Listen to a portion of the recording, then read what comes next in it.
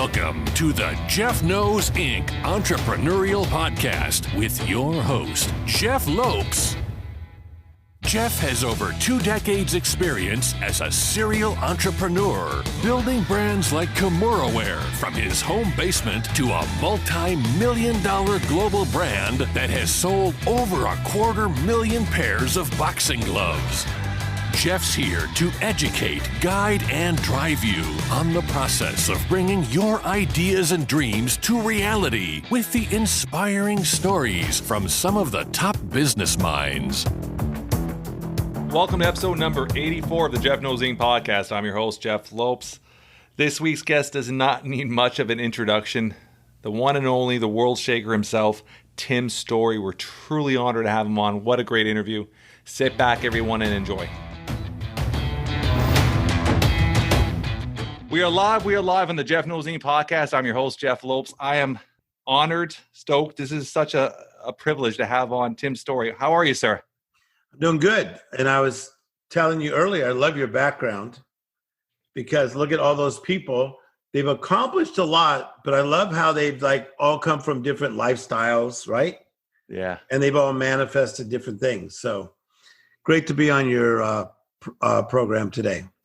This is incredible. So we're going to talk about, let's just start off by what you're currently doing. You got your book coming out. You have a new program you're launching. Let's talk about that. Then we're going to dip into different parts of your story and let the conversation. Let's have a good conversation today. So your book is being released in a few weeks. Yeah, my book's going to be released March 2nd. So I'm excited about that.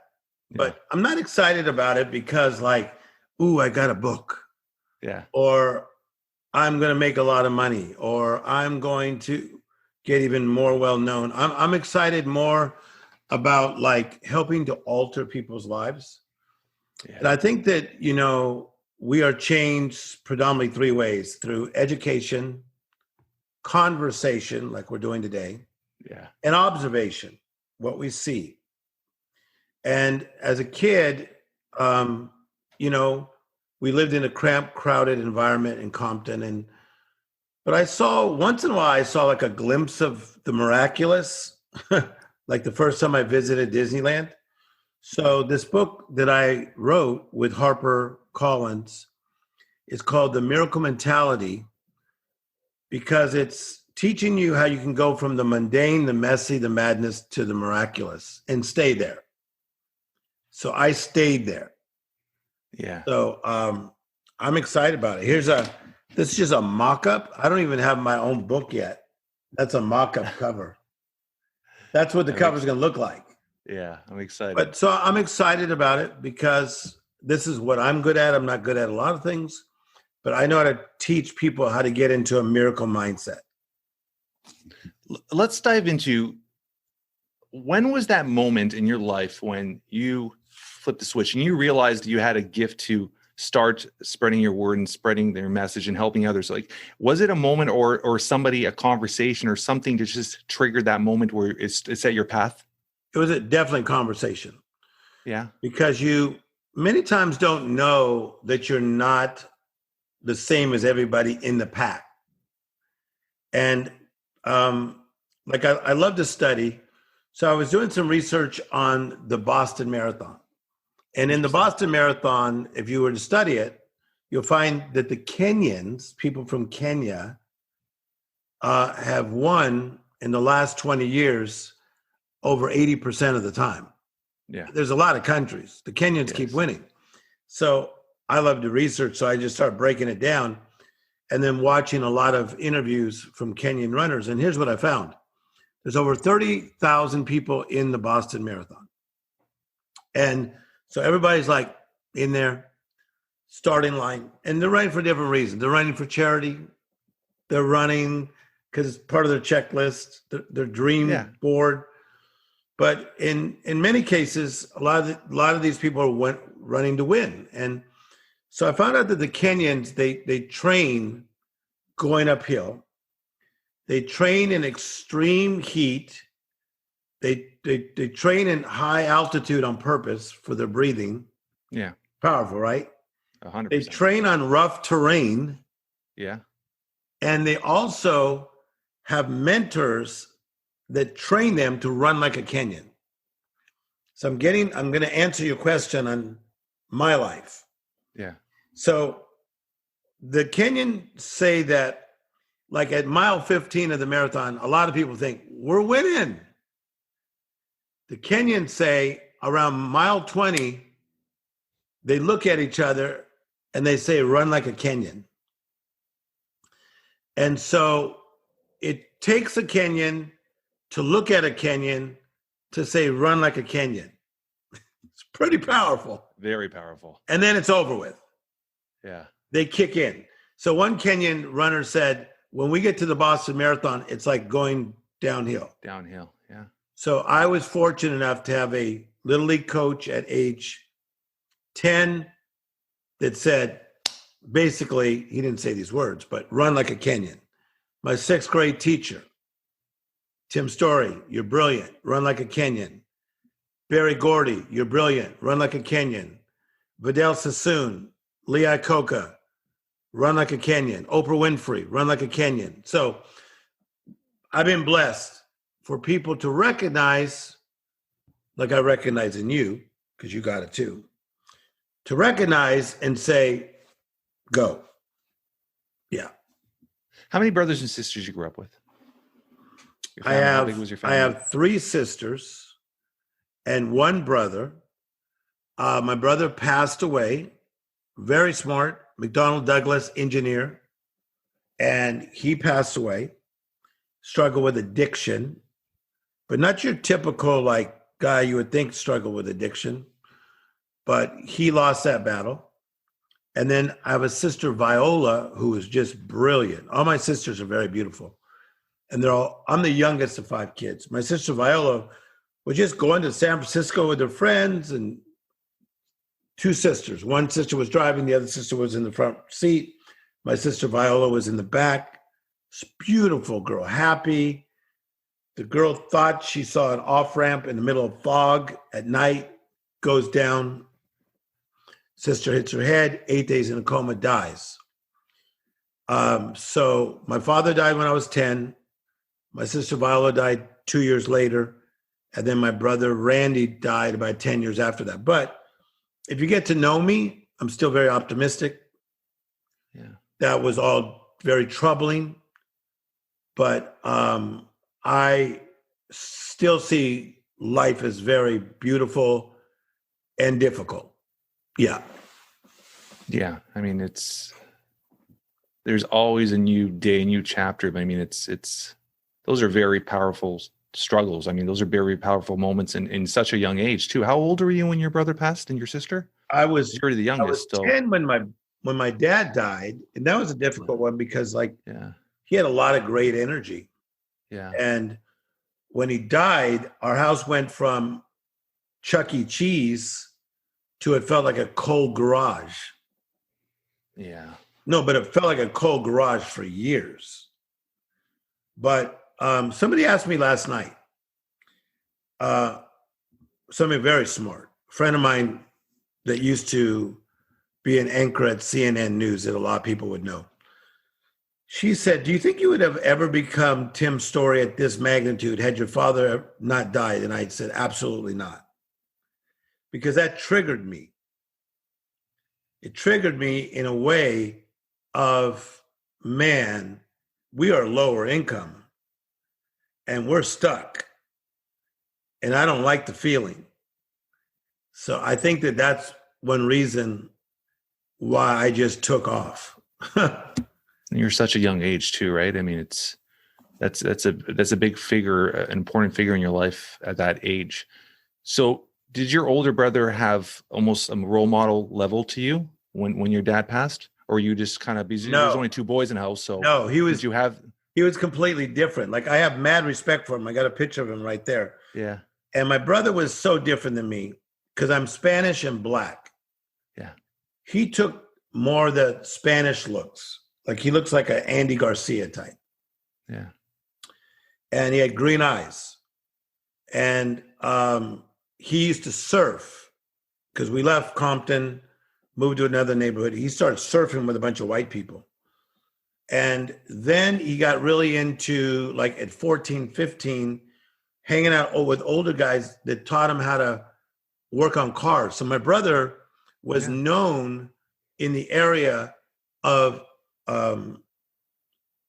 fixing Volkswagens. So my brother had a little side company going at 18. He would restore Volkswagens. I don't know if you remember back in the day, they would like lower them, not like cholos. But they would lower them like the surfers. Yeah. And they put amazing rims on them. And then they sounded like really hot. So these were like 67 Volkswagens, 68, 69s. And my brother was like a star at that. And he surfed. We were completely different. Yeah. I was into Motown. I had a big afro. And so we related on the level of love, but we were completely different human beings, but we loved each other. Yeah. How old were you when you first got married? I was 25. I was a 25-year-old straight-laced kid that had not done too much wrong. I'd never drank alcohol in my life because I was raised in a very religious home. Then I went to seminary. Sexually, didn't know what was up. So I got married at 25 into an amazing family. Somebody that I still call my father-in-law, he has 2 doctorates, has been a person that has worked with 3 presidents on urban affairs. Wow. My former wife, master's degree, ends up becoming a college professor. Great lady, great family. And we were married 11 years, but we should have just dated. We're so different. Yeah. But 2 religious kids in a church, it looked right. Yeah. But we're best friends today. She still has a key to my house and sneaks in and leaves food. And I mean, she's amazing. Yeah, I think that's so important for people to hear, right? Because a lot of times when separation hits, and you guys have 2 children together? 2 children, a son and a daughter. How old are your children now? They are 32, my son, and my daughter's 30. And they're both... Do you have grandchildren? No. And they're both in the entertainment business. My son went to recording school, and he's a photographer, he's a creator, he's a writer, does a lot of projects on his own, projects with us. And then my daughter is I won't say the show because she doesn't like her world being on blast, but she is a producer of one of the top shows we got going in America. So they're both go-getters, but they're humble kids and they're nice. Yeah, that's amazing. Oh, I mean, they have a good role model to follow. So I was reading something about you, and stop me if I'm incorrect. You were on Dog the Bounty Hunter? Many times. How did that all come about, and how did that all start? Because that was a big popular show for a while, right? When did that all start? So, I mean, as you know, I work with entertainers. Yeah. Tony Robbins told Dog he should talk to Tim Storey. So he did. He came to see me, big convention, 4,000 people in Honolulu where Dog and Beth were living. At the time, they didn't even have a show. And I started coaching Dog and Beth. And then they started moving on. I even helped them get their manager. Oh, wow. Who was a very famous manager, one of the biggest in the world. And they got a show on A&E, and it lasted right about 12 seasons. And I've done quite a few episodes on Dog the Bounty Hunter. So I did their wedding, which was one of the biggest shows that they ever had. But I was also their life coach on the show and behind the scenes. So I talked to Dog almost every week of my life. I did his wife's funeral, Beth, she died. Yeah, I did his daughter's funeral. I did his other daughter, baby Lisa's wedding. So we spend Christmases together, Thanksgiving sometimes. Yeah, Dog's cool. I'm proud of him. Yeah. I think if anything, as a family, I think a lot of people adapt and related to them, and a lot of people almost felt them. So when her situation aroused in the media, it was heartfelt, I think, around the world, because it was hard to understand, but it was easy to connect to them. Yeah, they're big stars, but so down to earth.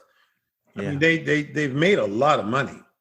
Yeah. And I mean, I've been with them where we were eating at the Four Seasons in Beverly Hills, and Gene Simmons comes in, but he goes right to their table. And then I was there, and freaking Samuel Jackson, like, oh my God, I love your show. And then another time I'm sitting there with them, and Whoopi Goldberg's like, love you guys. So yeah, people love them, and they're continuing to flow. Like Dog's got other shows going on.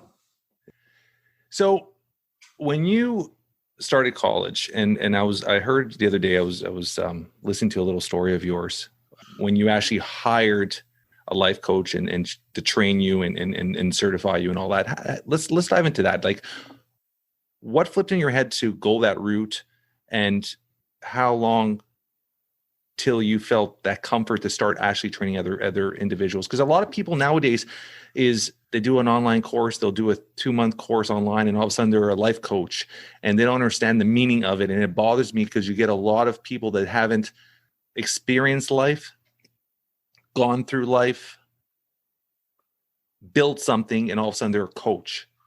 I would agree with that. I'm coaching dad entrepreneurs now, and that's my passion. For the last 12 years, I've focused on parenting and fatherhood, and I want to give back to dads and entrepreneurs and teach them how to have a harmonized balance and focus on schedule and all that. And I'm 43. I turned 44 two days ago, and I see these young guys in their 20s, and they're all certified coaches and selling their programs, and I'm like, you guys haven't lived life yet. How long? Because you've been through such a long journey. You've done through this so long. How, when you started coaching, or when you started actually training, and I heard the whole story, you paid somebody and all that. Let's start with that journey and then continue with that. So I think that I don't have a problem with somebody mentoring and tutoring someone, mm-hmm. but I agree with you in that let's not put a label on you, and act like you're in the NBA. So let me give you an example. LeBron James, in an interview recently, said he spends over $1 million a year to get better.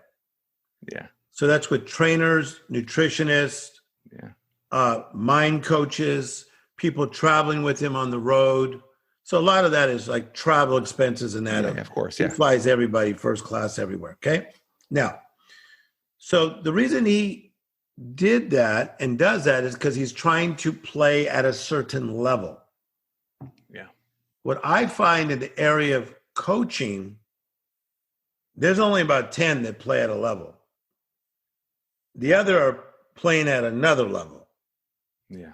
Now, but it's okay to play at that other level, because everybody's a coach. You're coaching your kids, you're coaching yourself.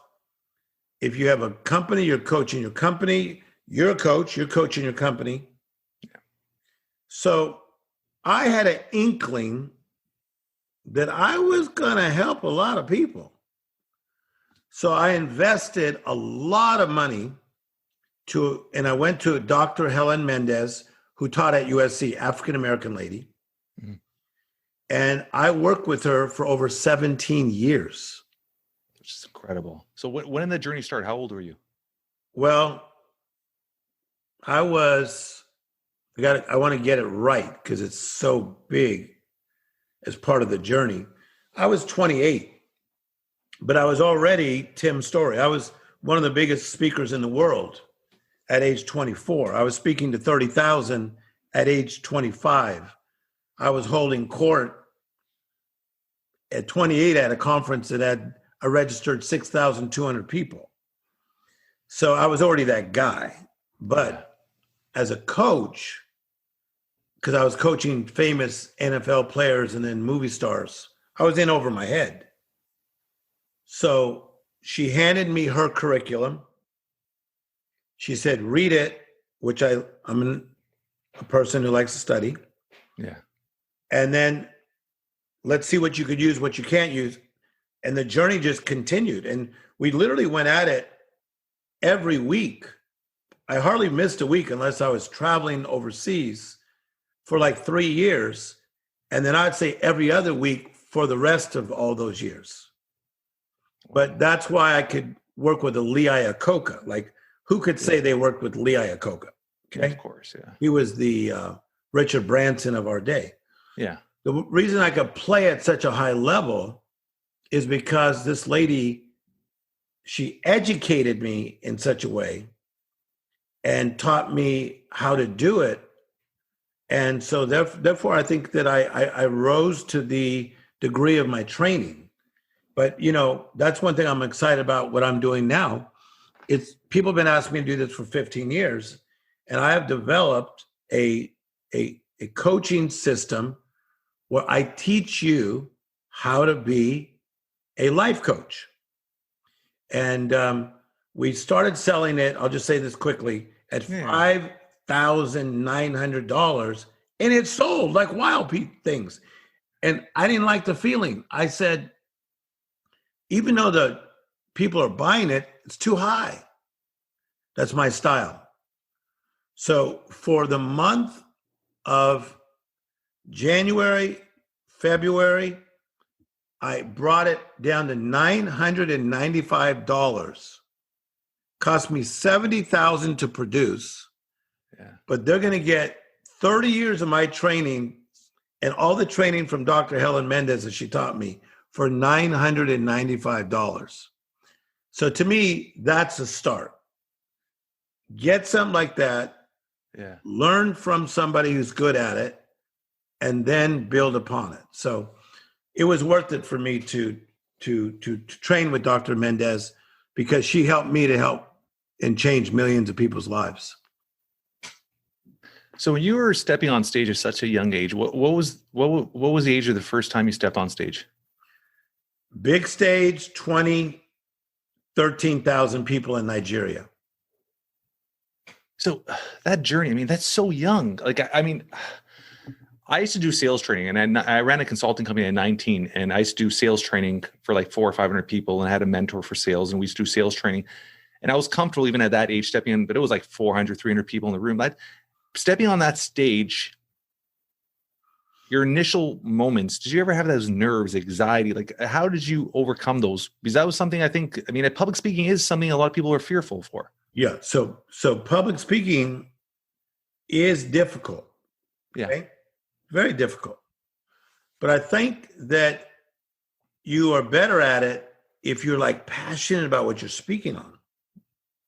Yeah. Like if you're on a date, okay, you're married, but if someone's on a date, what you got to do on a date, if you're smart, you push buttons in a person to see what they're interested in. Because you may be saying like, what were the last few places you've traveled? And then she says, I don't like to travel. I noticed on Instagram, you have 2 dogs. Oh my God, I love my dogs. Okay, now you push the button. We're getting a dating tips here. I love this. And now, hey dude, talk about our dogs for a long time. You get my point? It's finding commonalities, right? You said it better than me. So what I do, I'm very prepared. So I have notes. Like everywhere you look around, here's a whole thing on the comeback. Notes. I have 11 people that help me with research. I'm a machine. So if I go speak at Grant Cardone's 10X, which I'm the only guy who's done 3 out of the last 4. Yeah. If I speak at Grant Cardone's, if I'm speaking to 34,000 people at another event in Las Vegas, I'm not winging it. I have put 30 hours into a 30-minute speech. I love it. I'm not winging nothing. There's a lesson to be learned here. And I think people have to understand is anybody that's younger, that's getting into any type of field or career, it's all the preparation, the work behind the scenes to prepare for that moment. It's and a preparation. I'm preparing and preparing. Okay, so like, let's say in life coaching, if somebody says, "Can you help my son? He's lost." You know, I sent him to this school. I sent him to Stanford, and he's spinning out of control. Man, that's somebody's son. That kid may kill himself. Yeah, I'm doing the back work. It's not like to monetize. No, please, somebody. And to speak, I'm not trying to be the best. Look, I'm taking this information, 30 hours, and I'm inserting it into humans. That's why they leave Tim Storey meetings crying. This is very common. People will say, why did I cry? Why did I get emotional? Why do I want to feel like I want to grab you and tackle you? Because I'm not normal. I'm not just speaking from the head. I'm speaking from revelation. And the heart too, yeah. And that's what opened the world to me. I mean, I've been to now 75 countries of the world, speaking up to 85,000 people at one time, over 2,000 invitations a year. It's not by accident. I mean, there's a lot of speakers. Yeah. What? I'm not just a speaker. I'm a revolutionary. I'm bringing change. I love that. I love that. How do you manage your time? Obviously, you have your staff that help you with your scheduling and all that, but you're so obviously wanted and pulled from so many angles. And there's people like me always trying to get an interview or talk to you. Or how do you manage your time? Because you seem like you're the type of individual that enjoys giving back and talking to people. So how do you manage your time? How do you know when it's right to talk to people and not? Number one, I'm a person first. Yeah. I love life. I love that. Like today, I love all kinds of music, from 70s white boy music to country western. But today I was watching Jay-Z in Glastonbury because I've been to England over 80 times. Yeah. So the group Oasis got ticked because Jay-Z was going to do the big festival Glastonbury back in 2008. And so Jay-Z on purpose sang one of their hit songs to start the set, which was just like so brilliant. So Jay-Z. So I watched about 30 minutes of that concert today at 6 a.m. So I am stirred up by things. I'm stirred up by you right now. I like your look. I like your hat. I like your shirt. I like Mick Jagger on the right, Ali, Einstein, my girl Oprah, who's my real friend. I like all this. I'm loving you right now. You're into your family. So I'm into life. And out of life, I align myself with God and I get assignments. So I'm not tripping on how Tim Storey made it. Yeah. I made it, but I'm not tripping on that. I'm doing assignments. If my assignment is to call somebody's mother because she died, which I did yesterday, I just did it. People DM me and say, I'm in trouble. And they give me their number and I call them and they always say, is this the real Tim Storey? I go, yeah, you just gave me your number. Why? Because, dude, we're humans. I love it. So this was never about like, no, I want to run an empire, which I am, but it was never about that. I think I get to run an empire because that's not what I was trying to do. Yeah.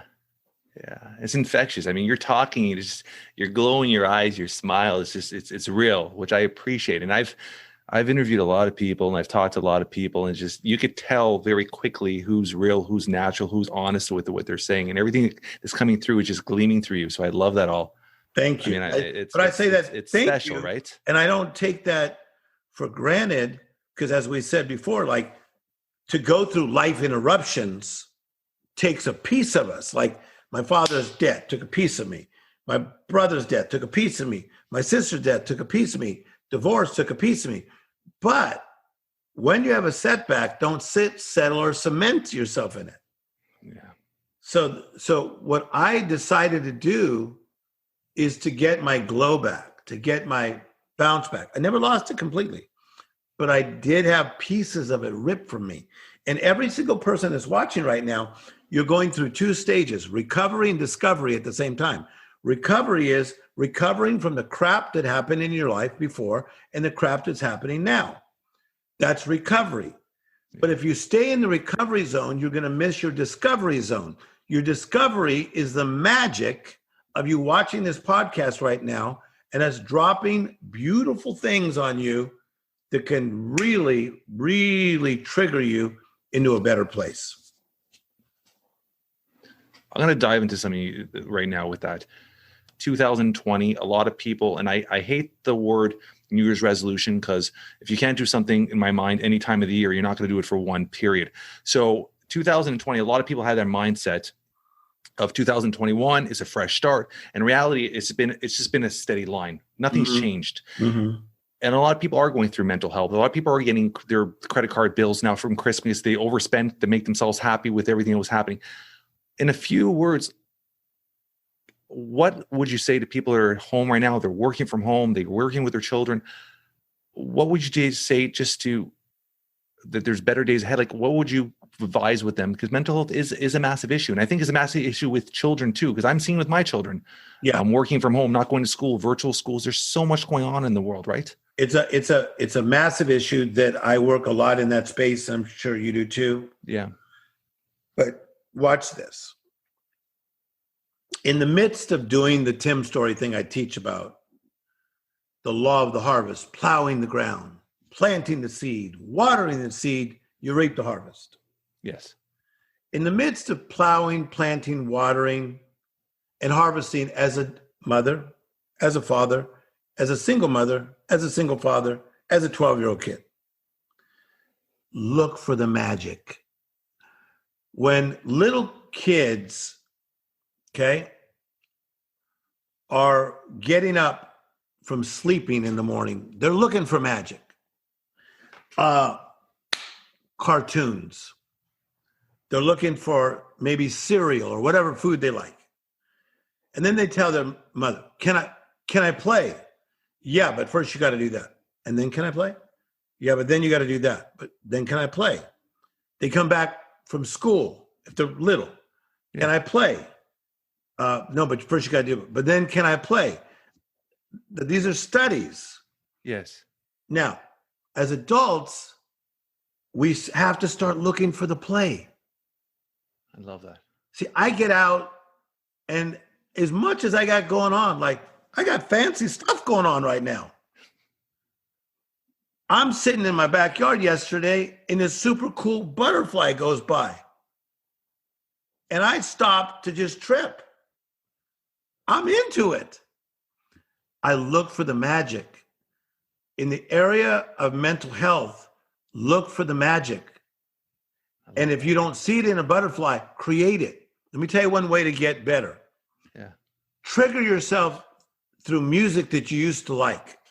So my sister that died, I don't know what happened. Because, like I said, we're mixed, minority people. But she was into Carole King, James Taylor, Cat Stevens. So I triggered myself for 3 days last week. I was listening to all this Cat Stevens, James Taylor, all kinds of James Taylor, Carole King. It put me in the greatest 70s mood. Okay?